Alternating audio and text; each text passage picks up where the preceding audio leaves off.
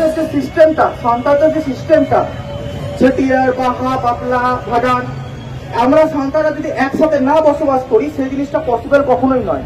তো সাঁওতালদের একসাথে থাকাটা খুবই গুরুত্বপূর্ণ।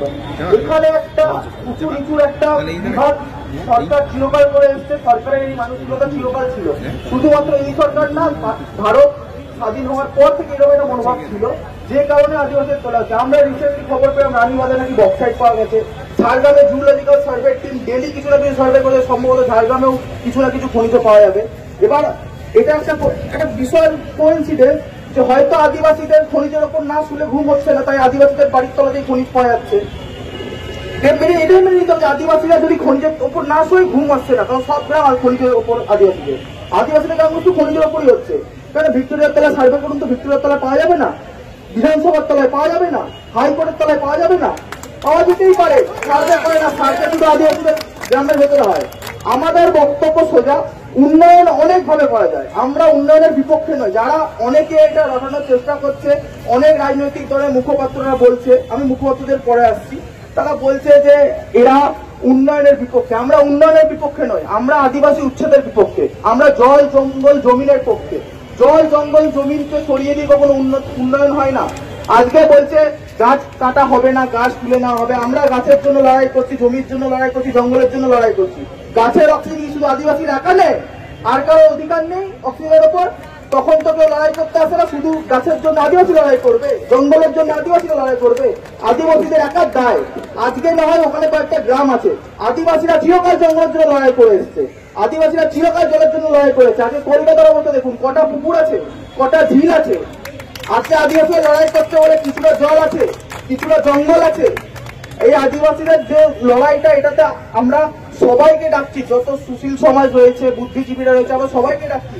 শুধু এটা একটা কয়লা খনিকে বন্ধ করা নয়, এটা পরিবেশ রক্ষার লড়াই, একটা আদিবাসী সম্প্রদায়কে বাঁচিয়ে রাখার লড়াই, নয়তো আদিবাসী সম্প্রদায় একেবারে নিশ্চিহ্ন হয়ে যাবে। আমরা সবাই মহেঞ্জোদারো হরপ্পা নাম শুনেছেন, ছিল, এখন নেই তো, সেরকম আদিবাসী ছিল হয়ে যাবে, আর থাকবে না।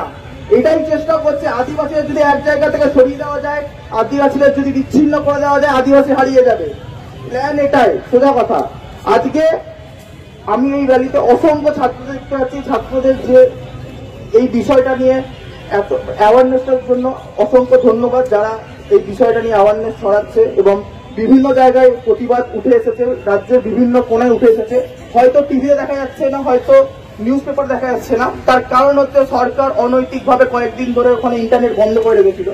আমি খুব একটা শিক্ষিত না, যতটুকু শিক্ষা দীক্ষা অর্জন করেছি, আমার ধারণা যে হুট করে কোনো জেলায় ইন্টারনেট বন্ধ করা যায় না। ডিএম কে নোটিফাইড করতে হয়, প্রশাসনকে নোটিফাইড করতে হয়, সাধারণত টেররিস্ট অ্যাক্টিভিটি বা এরকম কিছু হলে ইন্টারনেট বন্ধ করা হয়। আজকে দেউচাপাঁচিতে কিরকম টেররিস্ট অ্যাক্টিভিটি হচ্ছিল যে ওখানে ইন্টারনেট বন্ধ করে দিতে হলো? তার মানে ওনারা চাইছেন যে ওখানকার খবর বাইরে না যায়।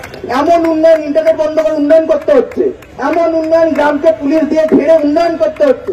এই উন্নয়নের পেছনে নিশ্চয়ই কিছু একটা ব্যাপার আছে, ডাল মে কুছ কালা হয়, নয়তো কেন হবে বিষয়টা? পুলিশ ঘিরে উন্নয়ন কবে হচ্ছে? এত উন্নয়ন হয়েছে, প্রত্যেক রাজ্যে হচ্ছে, আমাদের বাংলাতে হয়েছে, আমি অন্য রাজ্যে উদাহরণ দেবো না, বাংলাতে উন্নয়ন হয়েছে। পুলিশ গিয়ে উন্নয়ন কোথায় হয়েছে? ইন্টারনেট বন্ধ করে উন্নয়ন কোথায় হয়েছে?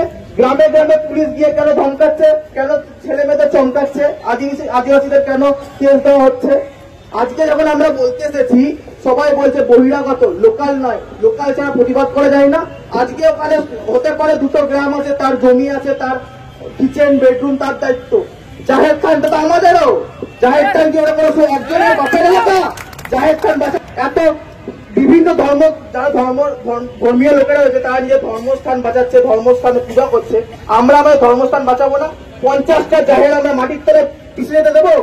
আজকে এই যে পরিবেশ রয়েছে, আদিবাসীদের মধ্যে 5 থেকে 6% লোক, আদিবাসীদের মধ্যে 5 থেকে 6% লোক চাকরি করে, বাকিরা গ্রামে চাষ করে, গ্রামে চাষ করে, গরু দিয়ে চাষ করে, ট্রাক্টর এখনো ঢোকেনি।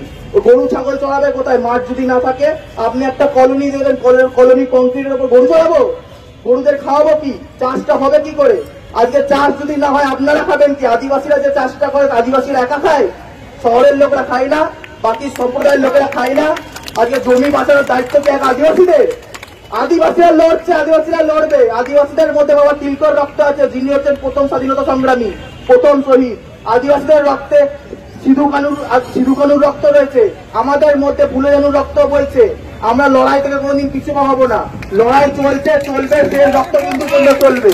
তো সরকার যে সরকারই আসুক, যত বড় সরকারই আসুক, যত বড় ফোর্সই নামাক, আমরা লড়াইটা লড়ে দেবো। আমরা শুধু আশা রাখছি যত সম্প্রদায় রয়েছে ও আদিবাসীদেরও থেকে আমরা বিভিন্ন রকম সাহায্য চাইছি, তারাও যেন এই লড়াই আসুক। কারণ লড়াইটা এখানে শুধুমাত্র কয়লা খনি নয়, এখানে অনেক কিছু বিষয় রয়েছে, এখানে আদিবাসী রয়েছে, পরিবেশ রয়েছে, সব কিছু বিষয় নিয়ে এই একটা ছোট মতো করা হয়েছিল কলকাতায়। অনেকে বলতে পারে কলকাতা করার কারণ কি, অনেক কারণ আছে কলকাতা করার। কারণ কলকাতা রাজধানী, রাজধানীতে করলে তার প্রতিফলন কি হতে পারে আপনারা জানেন। ঠিক আছে, আজকে হয়তো কলকাতায় করছে বলে এত মিডিয়া এসছে, আমি অনেক মিডিয়া দেখলাম, বড় বড় মিডিয়া। দেওচাতে কটা মিডিয়া গেছিল, কটা নিউজ পেপারে ছবি উঠেছে, কটা নিউজ পেপারে খবর হয়েছে, কটা ন্যাশনাল মিডিয়া গেছিল, বড় বড় চ্যানেল ঘন্টা খানে মিনিট খানে যা করে বেড়ায়, কটা ডিবেট করে দেওচা পাশামি নিয়ে, কেউ তো ডিবেট করার সময় পেল না একটাও। বিভিন্ন সময় বিভিন্ন রকম দেখাচ্ছে, যখন আমরা বলছি দেওচা পাছামি তখন দেখাচ্ছে ওখানে মারামারি হয়েছে, হিন্দু মুসলমানের ঝগড়া লেগেছে, এই হয়েছে ওই হয়েছে, রামনবমীতে ইট ছুঁড়েছে, এইসব চলছে। অরিজিনাল ইস্যু নিয়ে কথা বলছে না, আদিবাসী উচ্ছেদ হচ্ছে, আদিবাসী চুলোয় যাক। নিউজ পেপারদের কোনো দায়ী নেই, মিডিয়ার কোনো দায়ী নেই, সরকারের কোনো দায়ী নেই। আদিবাসী কি আছে ভাই, আদিবাসী চুলোয় যাক, খাচ্ছে পড়ছে পড়ে আছে, এইরকম টাইপের ব্যবহার। আজকে এই আন্দোলনটা গণ আন্দোলনে উপনীত হয়েছে, এরপর এটা মহা আন্দোলন হবে। এটা একটা ইতিহাস তৈরি করবে, যতক্ষণ না কয়লা খনি বন্ধ হচ্ছে আমরা 1 ইঞ্চি জমি ছাড়বো না। একটা কোপ মারুক মাটিতে, আমরা 10টা কোপ মারবো সরকারের ভাইয়ের।